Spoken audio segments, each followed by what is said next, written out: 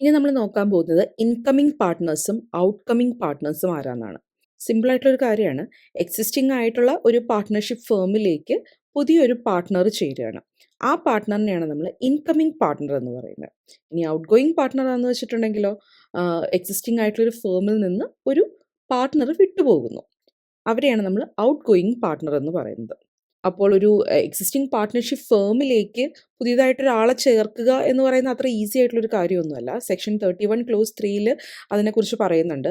First thing എന്ന് പറയുന്നത്, ഒരു ന്യൂ മെമ്പറിനെ എക്സിസ്റ്റിംഗ് പാർട്ട്ണർഷിപ്പ് ഫേമിലേക്ക് ആഡ് ചെയ്യണമെന്നുണ്ടെങ്കിൽ ആ സമയത്ത് പാർട്ട്നേഴ്സായിട്ടിരിക്കുന്ന എല്ലാവരുടെയും കൺസെൻറ്റ് വേണം. ഒരാളെങ്കിലും അതിനെതിര് പറഞ്ഞാൽ പുതിയൊരാളെടുക്കാൻ പറ്റില്ല. അപ്പം എല്ലാ പാർട്ട്നേഴ്സിൻ്റെയും കൺസെൻറ്റ് ഉണ്ടെങ്കിൽ മാത്രമാണ് ഒരു ഇൻകമിംഗ് പാർട്ട്ണറിനെ എടുക്കാൻ പറ്റുള്ളൂ.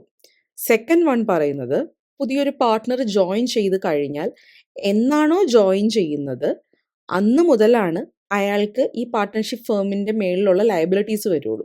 അതായത് അയാൾ എന്നാണോ ജോയിൻ ചെയ്ത് അത് കഴിഞ്ഞിട്ട് എന്തൊക്കെ കാര്യങ്ങൾ ഈ പാർട്ട്ണർഷിപ്പ് ഫേമിൽ നടക്കുന്നോ അതിനെല്ലാം ഈ പുതിയ പാർട്ട്ണർ ലയബിൾ ആയിരിക്കും. അയാൾ ചേരുന്നതിന് മുന്നേ ഉള്ള കാര്യങ്ങൾക്കൊന്നും തന്നെ ഈ പുതിയ പാർട്ട്ണർ ലയബിൾ ആയിരിക്കില്ല. ഇനി അടുത്തത് ഔട്ട് ഗോയിങ് പാർട്ട്നേഴ്സ്. ആദ്യമേ പറഞ്ഞു, ഇട്ടിട്ട് പോകുന്ന ഒരു പാർട്ട്ണറിനെയാണ് ഔട്ട് ഗോയിങ് പാർട്ട്ണർ എന്ന് പറയുന്നത്. അപ്പോൾ ഒരു പാർട്ട്ണറിന് വെറുതെ അങ്ങനെ ഇട്ടിട്ട് പോകാനും പറ്റില്ല. അതിനും കുറച്ച് കാര്യങ്ങളുണ്ട്. സെക്ഷൻ 32 to 35 ഇതിനെക്കുറിച്ച് പറയുന്നുണ്ട്. ഫസ്റ്റ് വൺ പറയുന്നത് റിട്ടയർമെൻറ്റ് ഓഫ് പാർട്ട്ണർ. സെക്ഷൻ 32 ആണ് പറയുന്നത്. എ പാർട്ട്ണർ മേ റിട്ടയർ എങ്ങനെയൊക്കെ രീതിയിലായിരിക്കണം റിട്ടയർ ചെയ്യുന്നത്? ഒന്ന്, with the consent of all other partners. എല്ലാ പാർട്ട്നേഴ്സിൻ്റെയും കൺസെൻറ്റോടുകൂടി ഒരാൾക്ക് റിട്ടയർ ചെയ്യാം. സെക്കൻഡ് വൺ പറയുന്നത്, ബാക്കി എല്ലാ പാർട്ട്നേഴ്സിനും ഒരു എക്സ്പ്രസ് എഗ്രിമെൻറ്റിൽ എത്തുവാണ് ഇയാൾ റിട്ടയർ ചെയ്യുന്നതാണ് നല്ലത്. അങ്ങനെയാണെങ്കിലും ഒരാൾക്ക് ആ പാർട്ട്ണർഷിപ്പ് ഫേം വിട്ട് പോകാവുന്നതാണ്. തേർഡ് വൺ പറയുന്നത്, പാർട്ട്ണർഷിപ്പ് ഈസ് അറ്റ് വില്ലാണെന്നുണ്ടെങ്കിൽ. പാർട്ട്ണർഷിപ്പ് ഈസ് അറ്റ് വില്ല് നമ്മൾ ആദ്യമേ പറഞ്ഞിരുന്നു. അതായത് പാർട്ട്ണർഷിപ്പ് ഫേം എത്ര നാൾ നിലനിൽക്കും എന്നൊരു ഡ്യൂറേഷൻ ഫിക്സ് ചെയ്യാത്ത ഫേമുകളുണ്ടല്ലോ, അതിനെയാണ് നമ്മൾ പാർട്ട്ണർഷിപ്പ് അറ്റ് വിൽ എന്ന് പറയുന്നത്. അപ്പോൾ ഈ പാർട്ട്ണർഷിപ്പ് അറ്റ് വില്ലിലാണെങ്കിൽ by giving notice in writing to all the other partners for his intention to retire.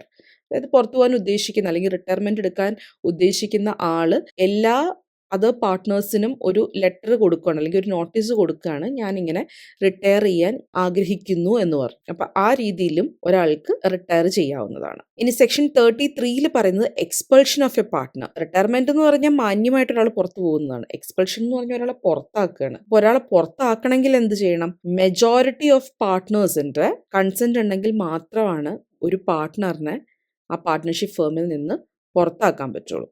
അത് മാത്രമല്ല, ഈ എക്സ്പെൽഷൻ നടക്കുന്നത് ഗുഡ് ഫെയ്ത്തിലായിരിക്കണം എന്നാണ് സെക്ഷൻ 33 പറയുന്നത്. തേർഡ് വൺ ആണ് insolvency of A partner. Section 34 പറയുന്നത്, പാർട്ട്ണർഷിപ്പ് ഫേമിലുള്ള ഒരു പാർട്ട്ണറിനെ കോർട്ട് ഇൻസോൾവൻ്റ് ആയിട്ട് പ്രഖ്യാപിച്ചു കഴിഞ്ഞാൽ പിന്നെ അയാൾക്ക് ആ പാർട്ട്ണർഷിപ്പ് ഫേമിൽ തുടരാനായിട്ട് സാധിക്കില്ല. അപ്പോൾ സെക്ഷൻ 35 പറയുന്നത് എന്താണെന്ന് വെച്ചിട്ടുണ്ടെങ്കിൽ, ഈ പാർട്ട്ണറിൻ്റെ മരണത്തോടു കൂടി ആ പാർട്ട്ണർഷിപ്പ് ഫേം ഡിസോൾവ് ആയി പോയില്ല എന്നുണ്ടെങ്കിൽ, രണ്ട് പാർട്ട്നേഴ്സേ ഉള്ളൂ, ഒരാൾ മരിച്ചു പോയി കഴിഞ്ഞാൽ പാർട്ട്ണർഷിപ്പ് ഫേം ഡിസോൾവ് ആവുമല്ലോ. പക്ഷെ ഇവിടെ ഡിസോൾവ് ആകാത്ത കേസാണെന്നുണ്ടെങ്കിൽ ഈ മരിച്ചുപോയ പാർട്ട്ണറിൻ്റെ സ്വത്തുക്കൾക്കൊന്നും തന്നെ ഇയാളുടെ മരണശേഷം സംഭവിക്കുന്ന കാര്യങ്ങൾക്ക് ലയബിലിറ്റി ഉണ്ടാവില്ല.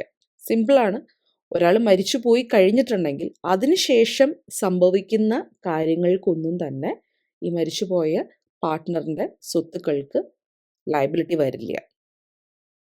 The estate of a deceased partner is not liable for any act of the firm done after his death.